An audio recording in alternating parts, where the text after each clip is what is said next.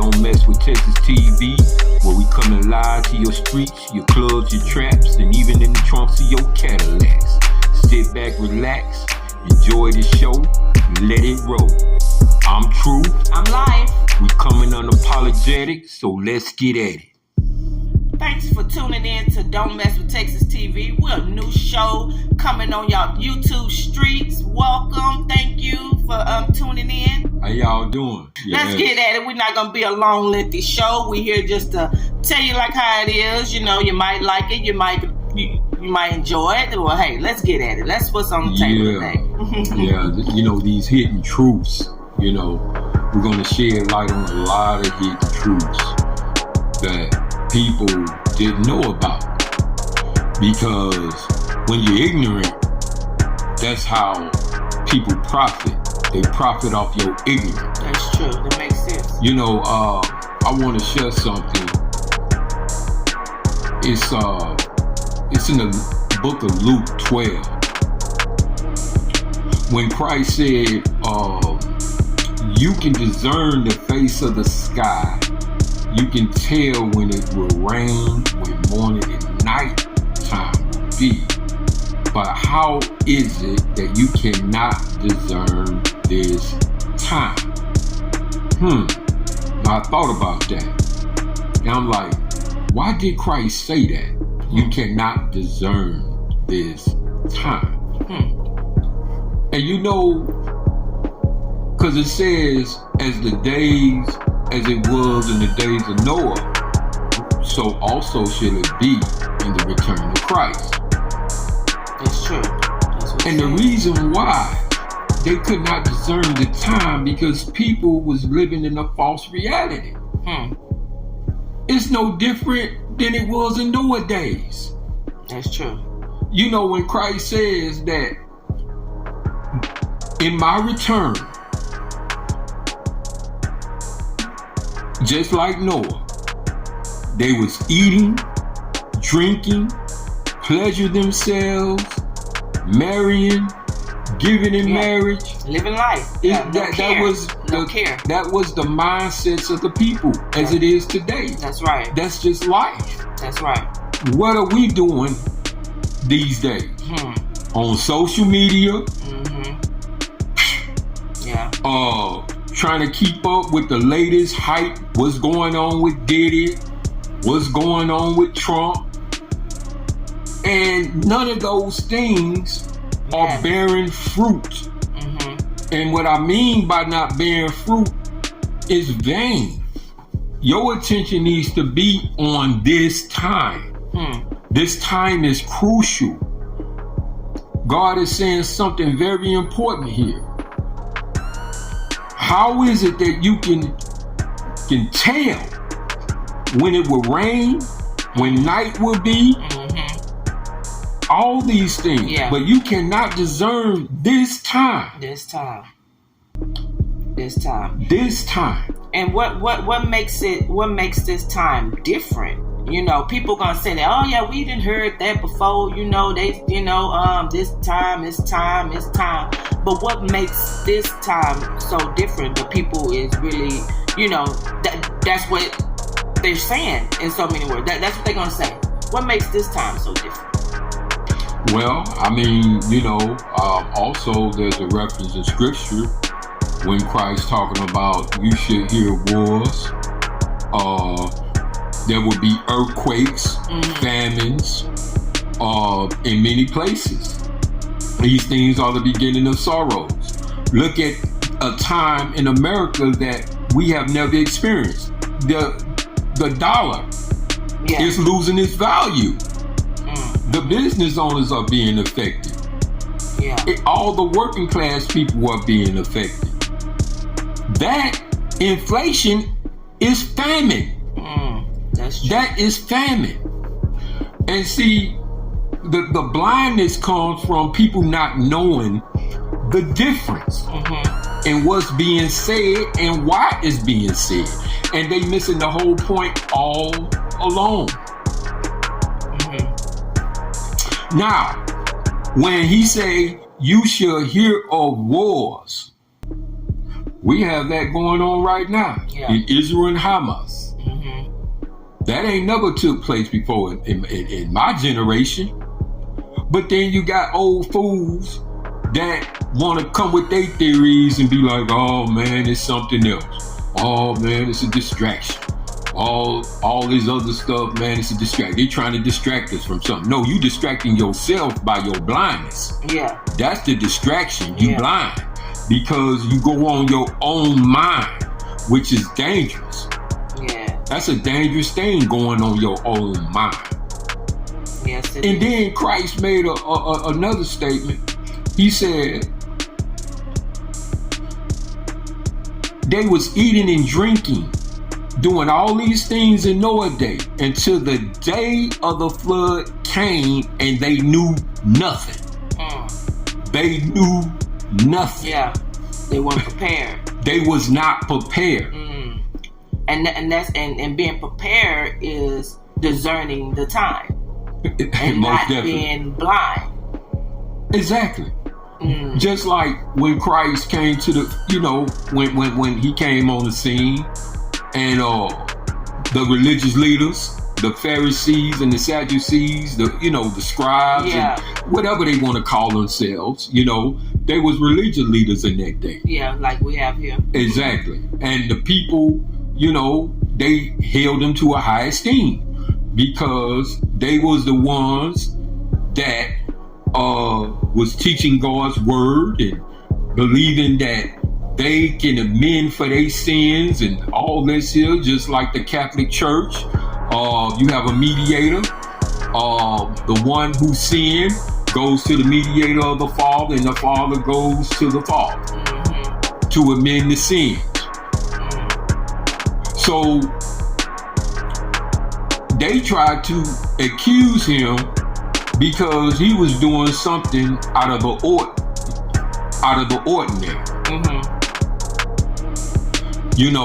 Yeah, and something that never been done and seen before.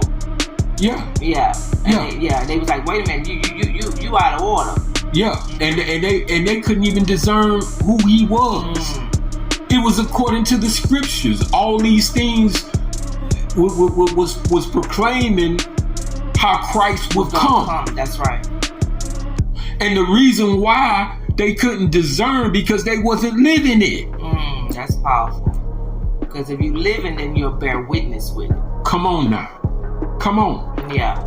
No matter how it's twisted or turned, but if you're living it, you're going to bear witness with it. That's right.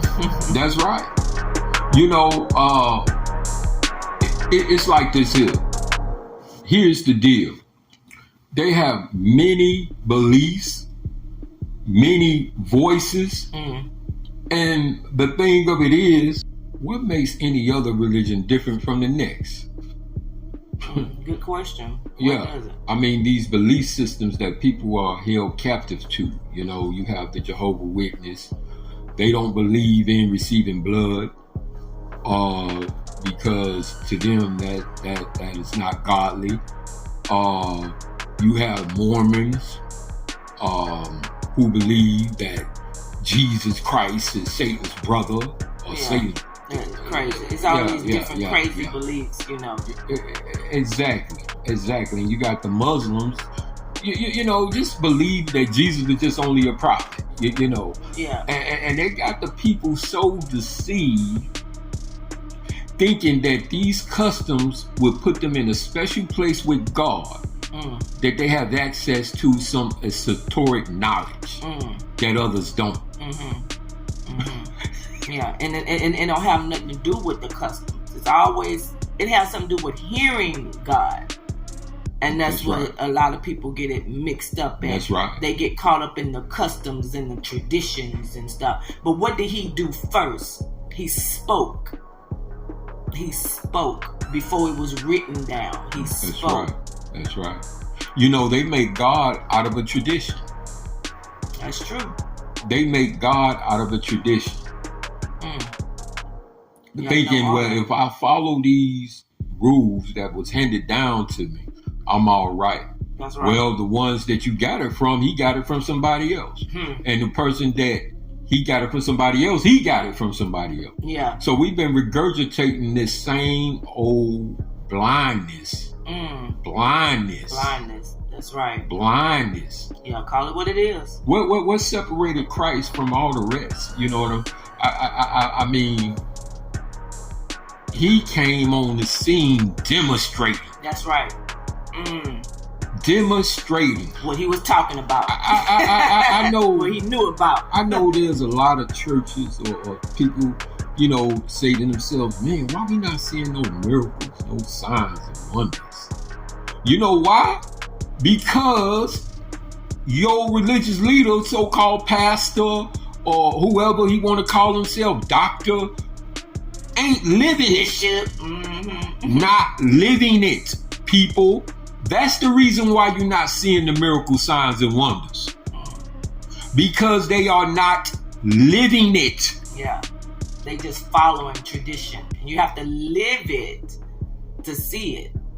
You know, I want to give this testimony. I used to go to this church and, you know, I was like, man, you know, this church here. And I'm like, man, it's truth and this and that. And you know, this is where I had got my foundation. But I want to share this experience to me, what happened in the church. You know, I was hungry for God, you know, hungry for the miracles, the signs and wonders, and asking them, why is there's no miracle signs and wonders going on? I mean, Lord, did you do away with that? I'm not understanding. So I used to have long talks with the Lord. I'm just so hungry to see it. I mean, see it manifest. You know, I received salvation, like the Bible says. I was baptized in His name.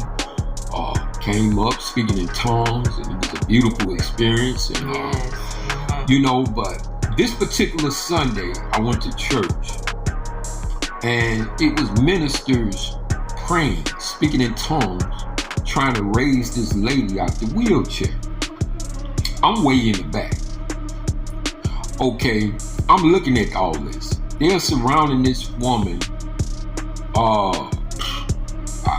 It was about 7 to 10 of them. You know, high regarded people. Yeah. In the church. Yeah. Okay. So they was around her speaking in tongues and, you know, just trying to get just to see something. So soon as they moved away from the lady, the Lord speaks to me. And He said, I want you to go over there. And I want you to speak all my words I tell you to speak to her. And I will raise her up out the wheelchair. My God. My God. I went over there and did exactly what the Lord told me to do. Did you know? I was a little nervous. Yeah, of course, because you're like, if I'm hearing right, is this you, exactly. Lord? I was nervous. Yeah. So I went over there. Yeah. I went over there. Yeah. And I did exactly what the Lord told me to say. This woman looked at me, and I felt the presence of God. She looked at me. She raised up out the wheelchair, and we ran around the church. Wow, my God. I was like, my God, what I have been longing for. Yes. Now, I have seen this thing on TV. Yeah. But I couldn't understand why I wasn't seeing it in the church. I'm going to talk about that on another time. Yeah. You know, about these so-called prophets on TV doing lying wonders. But anyway, when the ministers who was surrounding that woman was looking at us awkward. Yeah, they like, wait a minute. They could not understand. Yeah. How did this happen? Who is this man? What did he do that we couldn't do? Yeah. But and what it was, it could be that, you know, when we get in leadership, we can get so puffed up and get in front of God, and we put everything on us. And God say, no, it's not about you, what you can do. So I'm gonna use this little David or this little, you know, ram in the bush that I'm gonna do without y'all putting y'all in it to be puffed up. To be puffed up. Yes, I like that. Yeah. I like that. And you know, I was so more than hurt than joy. I was joyed in that moment. But after, when it was all done, I was more hurt because no one wasn't praising God. Wow. And I felt like, man, is this a competition between you having this type of status and this you know, I was a bit confused. Yeah, and that's what the church have came to. They have came to status. But I understood now. When Christ said, I cast out demons by the finger of God is how I do these things. He was talking about by the instructions the fathers tell me is how I do these things. My God. Not by a certain work. That's right. Fasting and, you know, praying. Of course. Yeah, you do those things, but if he, And there was another situation where the pastor called a fast because one of the minister's sons was in a coma. They brought him in. No one could raise him up or anything. God didn't give me instructions on what to do. But I'm following what the pastor say do. The pastor said we are going to fast for 3 days. And God will raise up Johnson out of a wheelchair. Now the whole church went on fast to see this miracle. No avail. It didn't happen. People were so confused. They could not understand. But I knew the ingredient. But God never allowed me to go over there and try to raise him up out the wheelchair, out of his coma. Now Christ said, this kind come out by what? Fasting and praying. Now, we know Christ didn't say fasting because we fasted. And then people make excuse, oh, well, it's just not God's time. Well, this and that. Well, when is the time? Now is the time. It's the time. The time is now. So people make those excuses and things. But Christ said this kind comes out by the instruction of the Father.